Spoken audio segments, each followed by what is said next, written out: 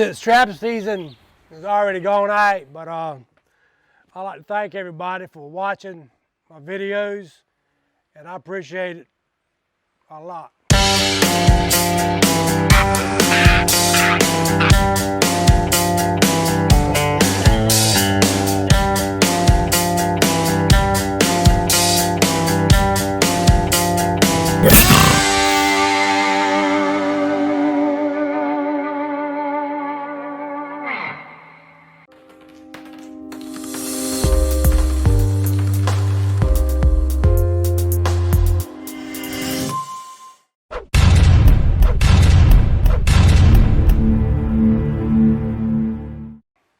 I'd like to show you a little bit of fur, just like a bobcat.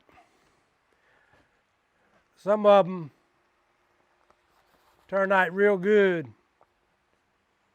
You try to get these front legs long instead of cutting them off short. Make them long, because they like to see these black spots and white in the belly. It's pretty gray fox. Usually I do my live catch, but sometimes the gray foxes, they'll pop their leg a little bit, and then you can't use them, so I had to dispatch them and skin them out, put them on boards, and they turn out real good, but price of fur isn't as good as what it has been. Like I said in the video, I like to catch it all. As a coon, you got your little window here so the man fur buyer can stick his hand up there and check the fur. You got a few rats, more coons, a few foxes back there. I got 2 freezers full of otters and beaver. They just want them skin out, rolled up and frozen. Hopefully it'll be early fall when they come by. That virus came through the United States. That slowed everything up. It'll be all right. And I like to dye my traps. You can see over here where I dyed a few. That's some double spring Blake and Lamb. There's a few over here with teeth, new heiss. Got some Blake and Lamb jump trap. I like to collect bear traps. There's one there. There's a big duke.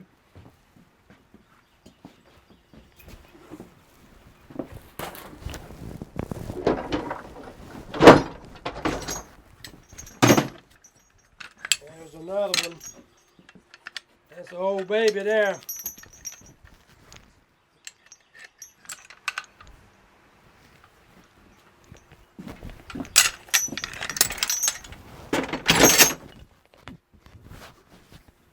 I like to collect these called walking sticks. See, some of them is wrapped up right here and then goes down and wrapped up again. The vines that'll wrap them up all kinds of ways.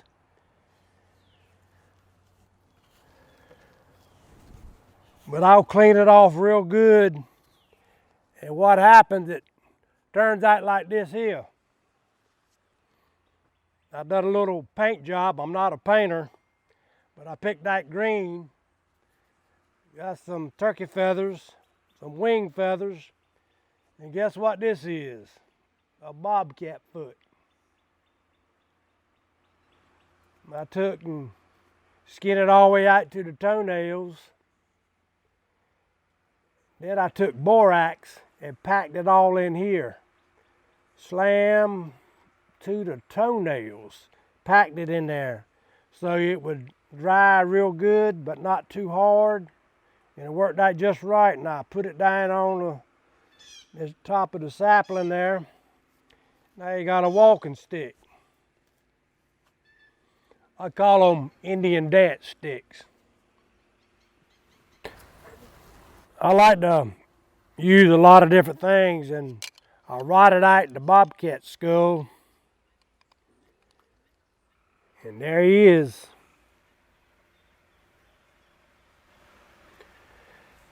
But a lot of people, they use, especially at these Indian powwows, they use skulls a lot. They paint on them. I think they're neat just being a skull. Sometimes you can prop them open and glue them just like that. It looks pretty neat.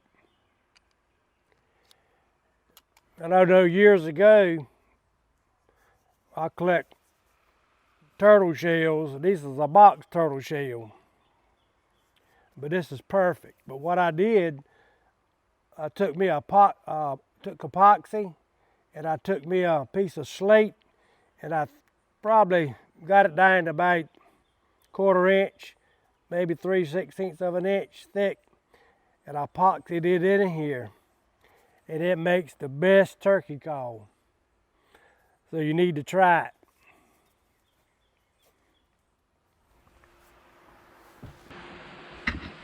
Anyway, this shed right here is packed slam full of stuff, and I told my wife I'm gonna have to get me another shed. And let's go over there to the new shed. I just got it. A good friend of mine let me use his shed several years ago for about 4 or 5 years to put up my fur. This year I got my own shed. Let's go take a look at it.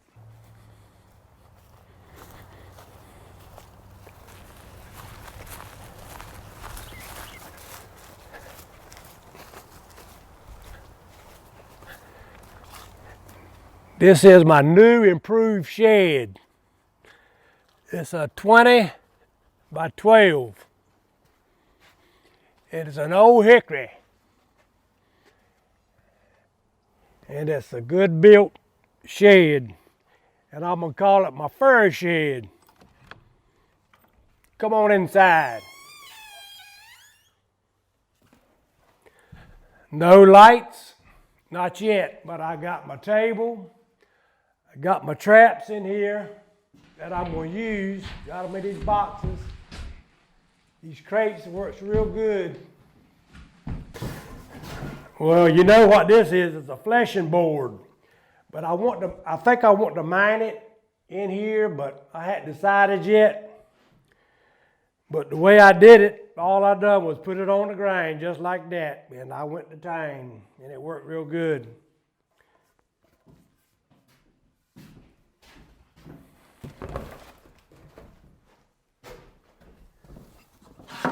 You know, you got your different size fleshing boards. I don't have a place to put them right now. I want to get them up off the floor. But when I made my table, I said, well, I'm going to have something to hold my board up there. So what I did, I took and cut out a slot on the plywood right before I bowed it down. And let me tell you something. Isn't that fancy? She'll stay right there. Come right here. Put my fur on there. Pick it up. Drop it in the hole, in the slot. Pull it tight. Start pinning it up there. I know on a couple of videos I've seen where they laid it on the table and done it like that, but for me it works better like this here. That's pretty neat. I got some lights, but I ain't got them hooked up yet.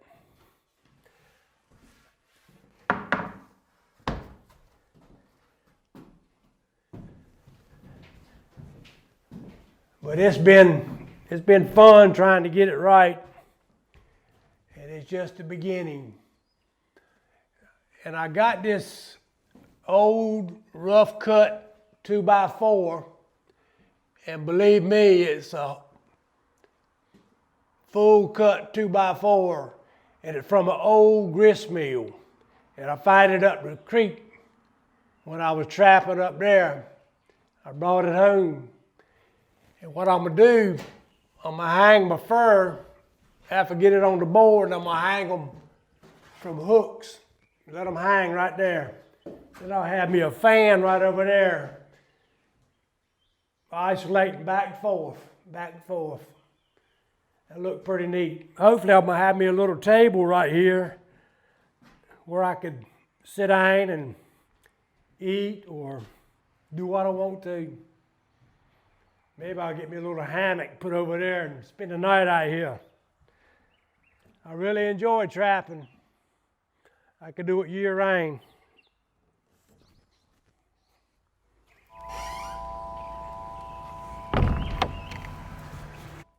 If you like what you see, subscribe and ring the bell.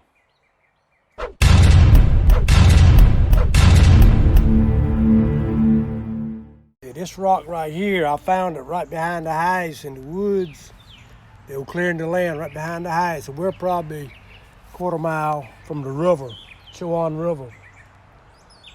But I know this is a ballast rock that they put in the bottom of the ships.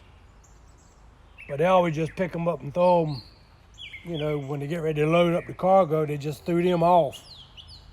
So this was a quarter mile offshore, and I think the Indians got it and used that as stretching fur over it and was fleshing it. Or they could be using it for anything, but it's pretty neat though. I'm gonna turn this thing over.